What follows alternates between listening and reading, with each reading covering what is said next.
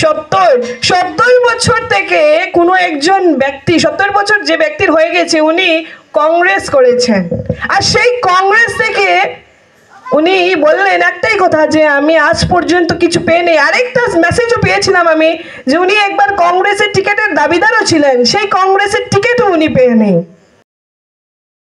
Welcome. This is Sharmi Datta for Channel NE24. An AGP election meeting was held in Sonai, Assam ahead of the Panchayat elections.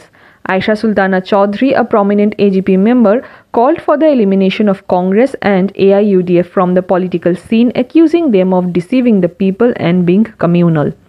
She claimed Congress has historically held back the Muslim community. BJP's Hamidul Islam Lashkar criticized Congress for alleged corruption and selling election tickets.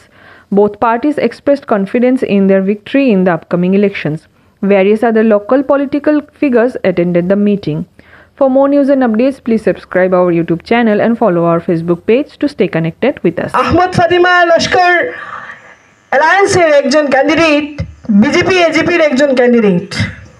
আমার Hamidul uncle অনেক কিছু বললেন, মূল্যবান কথা কিন্তু বলেছেন কংগ্রেসের সম্বন্ধে। কিন্তু সেই কথা বলার আগে আমি একটা কথা বলতে চাই, এখানে উপস্থিত আমার আঙ্কেল,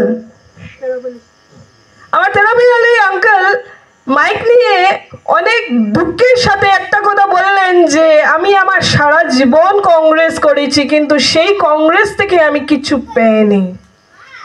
আপনারা উনি যখন বলছিলেন আমি ওনার চেহারার দিকে, ওনার ফেসের দিকে তাকিয়েছিলাম, অনেক দুঃখের সঙ্গে বলেছেন গণপরিষদ দলে আজকে 8 ইয়ার্স হয়ে গেছে, মনে হয় যে জীবনের অনেক মূল্যবান সময় আমি দিয়ে দিয়েছি। ব্যক্তিগতভাবে আপনারা যদি আমাকে জিজ্ঞাসা করেন আমার এরকম ফিল হয়।